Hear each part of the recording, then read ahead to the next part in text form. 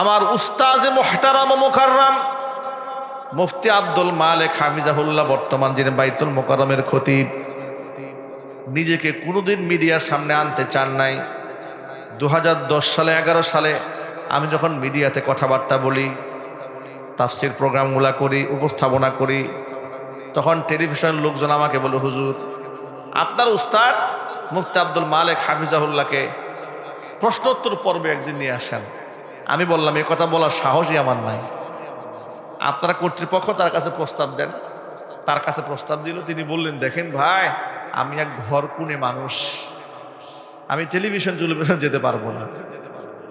মানুষের সামনে নিজেকে জাহির করতে চাইলেন না। অথচ এই মুফতি আব্দুল মালেক হাফিজাহুল্লাহ উলুমুল হাদিসের উপর লেখা একটা বই, মিশরে আন্তর্জাতিক যে বইমেলা হয়, সেই বইমেলাতে বেস্ট সেলার হয়েছে 2024 সালে, 2023 সালে। চিল্লাখন আল্লাহু আকবার।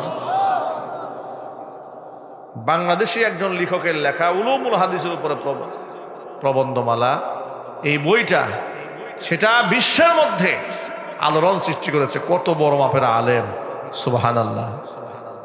নিজেকে কিছুই মনে করেন না, কোনো হাক নাই, কোনো ঢাক নাই।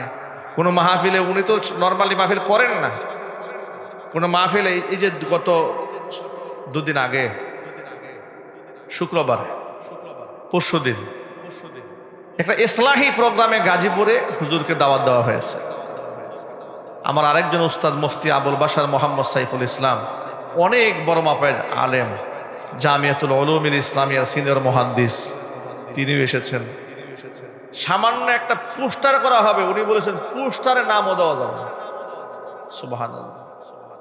আমরা কি করি, আমাদের নামটা মোটা করে আছে কিনা খেয়াল করি, ঠিক না? আর আল্লাহর ওলি এত বড় আলেম, বাইতুল মুকাররমের খতিব, উনি বলেন যে কোনো পোস্টার হবে না, কোনো মাইকিং করা যাবে না। বহুত অনুরোধ করে, অনুনয় বিনয় করে পারমিশন নেওয়া হয়েছে। দেখেন, একবারে যদি কিছু না বলি, আমাদের এলাকায় একটা মান সম্মান আছে, একটি লোকজনও আছে, লোকেরা বলবে যে আমাদেরকে একটু কার্ড দিয়ে দাওয়াত দিলেন না। শুধু বিশেষ লোকদের কার্ডে দাওয়াত দেওয়ার জন্য কিছু কার্ড ছাপানো হয়েছে, কোনো পোস্টার করা হয় না, কোনো মাইকিং করা হয় না। অনাড়ম্বর জিন্দেগি, ছোট্ট একটা মসজিদ নবনির্মিত, সেখানে ইসলাহি কথাবার্তা বলার জন্য আসছেন। আল্লাহু আকবার বলেন।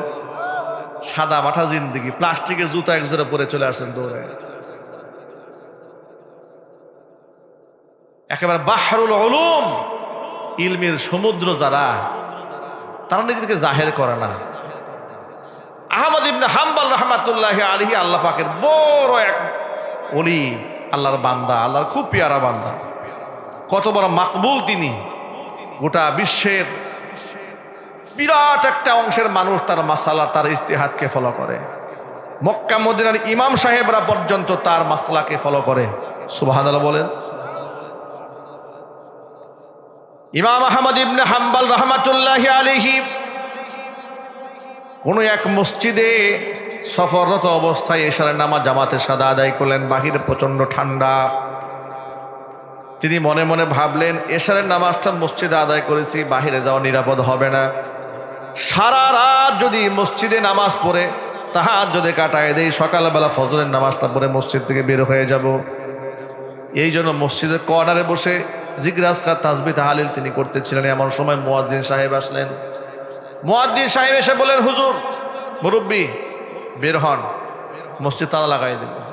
মুয়াজ্জিন সাহেব তার চিনা না, এটা কে, পরিচয় তো নাই। আর ওনারা এত সিভিলে চলেন, এত হাক ডাকো নাই, কিছুই বলেন না।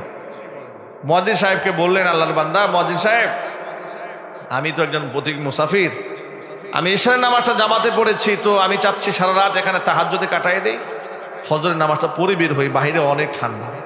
মুয়াজ্জিন সাহেব বললেন, না, এই সমস্ত কথা এলাও করা যাবে না, আপনি বের হন মসজিদ থেকে। তারপরেও নিজের পরিচয় দেন, কোনোভাবেই নিজের পরিচয় দিলেন না। তিনি মসজিদ থেকে বের হয়ে গেলেন। মসজিদ থেকে বের হয়ে হাঁটতেছিলেন যে কোথায় গিয়ে একটু গরমের তাপ যদি নিতে পারতাম। হাঁটতে হাঁটতে অদূরেই দেখতে পেলেন একটা ইয়াং ছেলে, রুটির দোকানদার, তাওয়ার মধ্যে রুটি ভাজতেছে।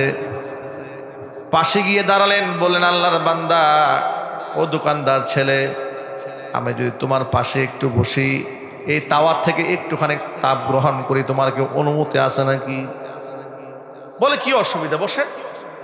আপনি এখানে বসে তো আমার রাতটা ভালোই কাটে, মুসাফির মানুষ, বসেন। বসেছেন। এবার আহমদ ইবনে হাম্বল রাহমাতুল্লাহি আলাইহি দোকানদারের দিকে তাকায় আছেন যে ও কি করে।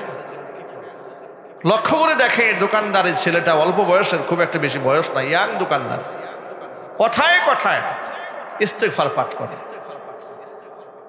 তাওয়ার মধ্যে রুটি ছাড়ে বলে আস্তাগফিরুল্লাহ, আবার তাওয়া থেকে রুটি উঠায় নেয় বলে আস্তাগফিরুল্লাহ, কাস্টমারের কাছে রুটি দেয় বলে আস্তাগফিরুল্লাহ, আবার টাকা গ্রহণ করে বলে আস্তাগফিরুল্লাহ।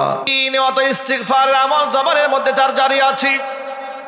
দৃশ্য দেখে আল্লাহর ওলি আহমদ ইবনে হাম্বল বড় অবাক হয়ে গেলেন। ও আল্লাহর বান্দা, কথায় কথায় তোমার মুখের মধ্যে ইস্তিগফারের আমল, ব্যাপারটা কি? দোকানদার ছেলেটি আহমদ ইবনে হাম্বল রাহমাতুল্লাহি আলাইহিকে ডাক দিয়ে বলেন, ও পথিক, আপনি তো জানেন না এই ইস্তিগফারের আমলের বদৌলতে আল্লাহ পাক আমার জবানকে কত দামি বানিয়েছেন।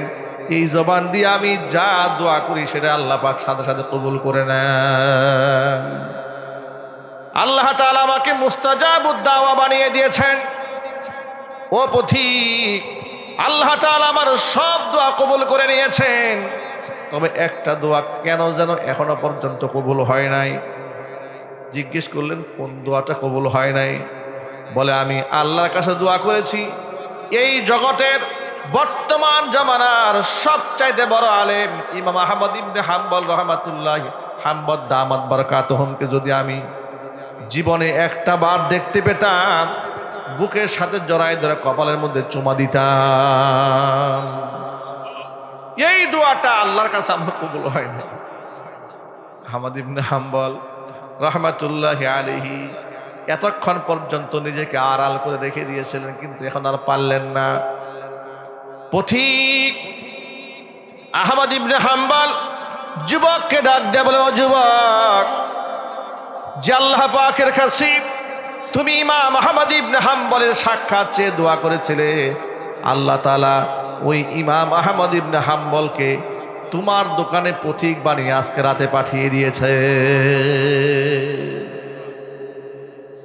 নিজের পরিচয় দিলেন, বুকের সাথে আলিঙ্গন করলেন, কপাল ধরে চুমা খাইলেন।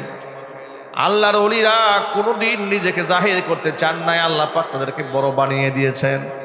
আল্লাহর নবী রাহমাতুল লিল আলামিন এই জন্য আমাদেরকে দোয়া শিখিয়েছেন, আল্লাহুম্মা জাআলনি ফি আইনি সগীরা ওয়া ফি আয়ুনিন নাসি কাবীরা। আল্লাহ তাআলা, আমার নিজের দৃষ্টিতে তুমি আমাকে ছোট বানাও, মানুষের দৃষ্টিতে আল্লাহ তুমি আমাকে বড় বানিয়ে দাও। যারা বড় হয় নিজেকে তারা কখনো বড় মনে করে না। যারা নিজেকে অহংবোধে যারা বড় মনে করে, আল্লাহ পাক তাদেরকে লাঞ্ছিত অপমানিত করে, ঠিক কিনা বলেন? আর যারা বিনয়ী হয়, আল্লাহ পাক তাদেরকে অনেক অনেক উপরে মর্যাদা উঠায় দেন। ওমরে ফারুক রাদিয়াল্লাহু তাআলা আনহুর মতো ব্যক্তি, আল্লাহর নবী যার ব্যাপারে বলেছেন, লাউ কানা মিন বাদি নাবিয়্যুন লাকানা ওমর নাবিয়্যা, আমার পরে যদি এই দুনিয়াতে কেউ নবী হতো, হযরত ওমর নবী হয়ে যেতেন। সুবহানাল্লাহ বলেন। আমার পরে যদি কেউ নবী হতো, হযরত ওমর নবী হয়ে যেতেন। ওই উমরের বিনয় কেমন ছিল! আল্লাহর কাছে দোয়া করতেন, আল্লাহ আল্লাহুম্মা রযুকনি শাহাদাতান ফি সাবিলিক ওয়াজআল মাউতি ফি বালাদি রাসূলিক। আল্লাহ তাআলা, তোমার পথে তুমি আমার শাহাদাতের মৃত্যু দান করো, তোমার নবীর দেশে আমাকে মৃত্যুবরণ করাও। আল্লাহর কাছে দোয়া মঞ্জুর হয়েছে। ফজরের নামাজে জামাতে নামাজ পড়াচ্ছিলেন হযরত ওমর, পিছন দিক থেকে আবু লুলু পেটের মধ্যে ছুরি চালিয়ে দিয়েছে, পেটের চামড়া কেটে ভুঁড়ি বের হয়ে গিয়েছে। নামাজ শেষ করলেন হযরত ওমর। ডাক্তার আসলো চিকিৎসা দেওয়ার জন্য। আহমদ ডাক্তার চিকিৎসা দেওয়ার জন্য আসার পর ওমরে ফারুক রাদিয়াল্লাহু তাআলা আনহুকে এক গ্লাস গরম দুধ পান করালেন, ট্রিটমেন্ট বোঝাবার জন্য। একেবারে গরম দুধ পান করার সাথে সাথে বুড়ি দিয়া দুধগুলো বের হয়ে গেল, নাক দিয়ে বের হয়ে গেল। এমন সময় ডাক্তার হাকিম বুঝতে পারলেন যে হযরত ওমরকে বাঁচিয়ে রাখা সম্ভব হবে না। ওমর ফারুক রাদিয়াল্লাহু তাআলা আনহু তাকে ডাক দিয়া বলছেন, ও খলিফা, আপনি বেশিক্ষণ হয়তো আর বাঁচবেন না, কোনো ওসিয়ত থাকলে আপনি ওসিয়ত করে নেন। সন্তান নিজের ছেলে আব্দুল্লাহ ইবনে ওমরকে ডাকলেন, ও আব্দুল্লাহ রে শোনো, আল্লাহর হাবিব সাল্লাল্লাহু আলাইহি সাল্লামের বিখ্যাত সাহাবী হুযায়ফা ইবনুল ইয়ামানকে আমার কাছে একটু ডেকে নিয়ে আসো। হুযায়ফা ইবনুল ইয়ামান হচ্ছে রাসূল পাক সাল্লাল্লাহু আলাইহি ওয়াসাল্লামের ওই সাহাবী, যে সাহাবীকে আল্লাহর নবী গোপনে 12 জন মুনাফিকের নামের তালিকা শিখিয়ে দিয়েছিলেন, জানিয়ে দিয়েছিলেন। এই জন্য হুযায়ফা ইবনুল ইয়ামানকে বলা হয় সাহিবু সিররি রাসূলিল্লাহি সাল্লাল্লাহু আলাইহি ওয়াসাল্লাম, অর্থাৎ আল্লাহর নবী সাল্লাল্লাহু আলাইহি ওয়াসাল্লামের গোপন রহস্যবিদ এই সাহাবী। 12 জন মুনাফিকের নাম আল্লাহর নবী হুযায়ফা ইবনুল ইয়ামানকে জানিয়ে দিয়েছেন। হযরত ওমর শাহাদাতের প্রাক্কালে হুযায়ফা ইবনুল ইয়ামানকে ডাক দিয়ে বলে, ও হুযায়ফা, আল্লাহর কসম করে বলি, তুমি আমাকে একটুখানি বলো, তোমাকে আমি কসম দিয়ে বলছি, তুমি আমাকে বলো, যে 12 জন মুনাফিকের নামের তালিকা আল্লাহর নবী তোমার হাতে দিয়েছিলেন, ওই 12 জন মুনাফিকের নামের তালিকার মধ্যে আমি উমরের নামটা কি আছে নাকি? কল্পনা করতে পারেন যে উমরের ব্যাপারে আল্লাহ রাসূল বলেছেন উমর ফিল জান্নাহ। সেই উমর নিজেকে কিছুই মনে করে না, ভয় পাচ্ছে মুনাফিকদের নামের সাথে তার নামটা আছে নাকি। হুযায়ফা ইবনে ইয়ামান হযরত উমর এই কথা শুনে আর নিজেও কান্না শুরু করলেন। এত বেশি কাঁদলেন হুযায়ফা, চোখের পানি ছেড়ে বললেন, খলিফা, আল্লাহর কসম করে বলি, আল্লাহর নবীজি আমার কাছে মুনাফিকদের 12 জন নামের 12 জনের তালিকা যা দিয়ে দিয়েছিলেন, তার মধ্যে আপনার নামটা নাই। হযরত ওমর আশ্বস্ত হলেন। আশ্বস্ত হয়েই এখানে ক্ষান্ত হলেন না। ছেলে আব্দুল্লাহকে বলেন, আব্দুল্লাহ রে, আমার মৃত্যুর পরে তুমি হুযায়ফার দিকে খেয়াল রাখবে। হুযায়ফা যদি আমার জানাজার নামাজ পড়ে, বুঝে নিও আমি মুনাফিক না। সুবহানাল্লাহ বলেন। আর হুযায়ফা যদি আমার জানাজার না পড়ে, তোমরা বুঝে নিও আমি মুনাফিক হয়ে গিয়েছি। হুযায়ফা ইবনুল ইয়ামান রাদিয়াল্লাহু তাআলা আনহুর কাছে 12 জন মুনাফিকের নামের তালিকা নবীজি সাল্লাল্লাহু আলাইহি সাল্লাম দিয়ে দিয়েছিলেন। ওমর ফারুক রাদিয়াল্লাহু তাআলা আনহু এবার ছেলে আব্দুল্লাহকে ডাক দিয়ে বলে, আব্দুল্লাহ রে, মা আয়েশা রাদিয়াল্লাহু তাআলা আনহার কাছে যাবে, গিয়া বলবে, খলিফা বলবে না, আমিরুল মুমিনিন বলবে না, বলবা আপনার ছেলে ওমর ইবনুল খাত্তাবের পক্ষ থেকে একটা আবেদন পেশ করা হয়েছে আপনার কাছে। মা আয়েশার হুজরা খানায় নবীজি সাল্লাল্লাহু আলাইহি ওয়াসাল্লাম শুয়ে আছেন, পাশেই শুয়ে আছেন হযরত আবু বকর সিদ্দিক রাদিয়াল্লাহু তাআলা আনহু। আরেকটা কবরের জায়গা ফাঁকা আছে। মা আয়েশা রাদিয়াল্লাহু তাআলা আনহা ধরে নিয়েছিলেন যে তার মৃত্যুর পরে তিনি এখানে শোবেন। হযরত ওমর আবদার করে বসলেন মা আয়েশার কাছে, মা আয়েশা, যদি আপনি পারমিশন দেন, আমার মৃত্যুর পরে আমি আমার 2 বন্ধুর সাথে চির নিদ্রায় শায়িত হতে চাই। যদি মা আয়েশা পারমিশন না দেন, তাহলে আমাকে তোমরা সাধারণ মুসল্লিদেরকে যেখানে কবরস্থ করা হয়, তোমরা সেখানে আমাদের কবরে মাধ্যম করবে। আল্লাহু আকবার। মা আয়েশার কাছে প্রস্তাবটা দেওয়া হলো। মা আয়েশা খুব কান্না করলেন আর বললেন, জায়গাটা আমি আমার নিজের জন্য রেখে দিয়েছিলাম, কিন্তু হযরত উমর যেহেতু আবদার করেছে, আমি আমার নিজের হকটাকে উমরের জন্য ছেড়ে দিলাম। হযরত উমর ছেলেকে বলে, ছেলে, হয়তো আমি জীবিত আছি, মা আয়েশা আমার মুখের উপর না করতে পারে নাই। আমার ইন্তেকালের পরে আমার লাশের খাটিয়া নিয়ে মা আয়েশার দরজার সামনে রাখবে। আরেকবার শেষবারের মতো অনুমতি চাইবে, যখন আমি লাশ হয়ে যাব তখন। কারণ তখন তো আমার কোনো রূপ থাকবে না, আমার কোনো কর্তৃত্ব নাই, আমার কোনো ব্যক্তিত্ব নাই, আমার কোনো নাম পরিচয় কিচ্ছু নাই, যশ খ্যাতি কিচ্ছু নাই। ওই অবস্থায় যদি মা আয়েশা আমারে পারমিশন দেন, তাহলে তোমরা ওখানে আমার কবর দিও। ওই অবস্থা যদি পারমিশন না দেন, তাহলে আমাকে সাধারণ মুসল্লিদের কবরস্থানে মাদফন করে দিও। আল্লাহু আকবার বলেন। একজন হযরত ওমর, পৃথিবীর ইতিহাস কিয়ামত পর্যন্ত যাকে সোনার অক্ষরে লেখা থাকবে, যার নাম গোটা দুনিয়াবাসী যাকে শ্রদ্ধার সাথে স্মরণ করবে, শারঈ মেজাজ যাকে আল্লাহ দান করেছিলেন, যার বক্তৃতার প্রেক্ষিতে আল্লাহ পাক কোরআন শরীফে কয়েকটা আয়াত নাযিল করেছে, সেই উমরের অন্তরে অহং বলতে কিছু নাই, নিজেরা কিছুই মনে করেন না। সর্বশেষ হযরত ওমর শাহাদাতের একেবারেই পূর্ব মুহূর্তে মাটির সাথে মিশে শুয়ে আছেন, গালের সাথে মাটি মিশে ধুলাবালি লাগতেছে গালের মধ্যে।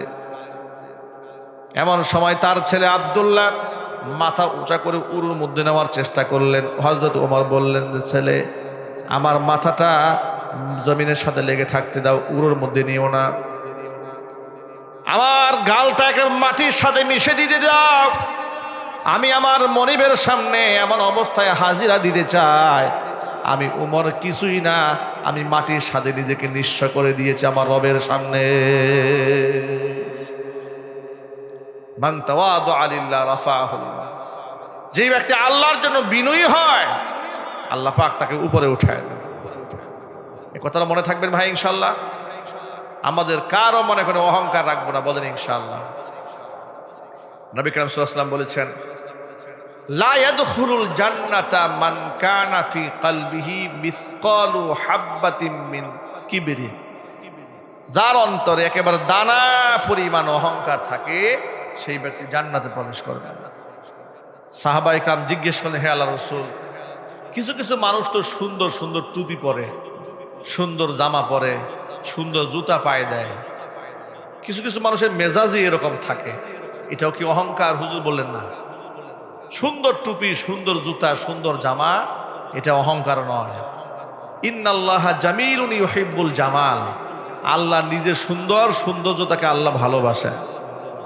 অহংকার হচ্ছে বাতারুল হাক্কি ওয়া গমতুন নাস, সত্যকে প্রত্যাখ্যান করা আর মানুষকে তুচ্ছ জ্ঞান করা, এটা হচ্ছে অহংকার। ঠিক কিনা বলেন? এটা, এই অহংকার থেকে বাঁচার দরকার আছে না নাই? ছোট্ট একটা আমল বলেই বয়ান শেষ করতেছে, মনে রাখবেন। মান বাদা বিস সালাম ফাকাদ বারিআ মিনাল কিবরি, যেই ব্যক্তি আগে সালাম দেয়, সেই ব্যক্তি অহংকার থেকে মুক্ত হয়ে যায়। আজকের পর থেকে সবাই আমরা আগে সালাম দেব। রাজি আছেন কারা কারা? দোয়া দেখতে চায়। আল্লাহ যেন কবুল করেন। জোরে কোনা আমিন, আরো জোরে কোনা আমিন। আল্লাহ রাব্বুল আলামিন সুদ ঘুষ থেকে আমাদের বেঁচে থাকার তৌফিক দান করেন, হারাম থেকে বাঁচার জন্য তৌফিক দান করেন। জোরে কোনা আমিন।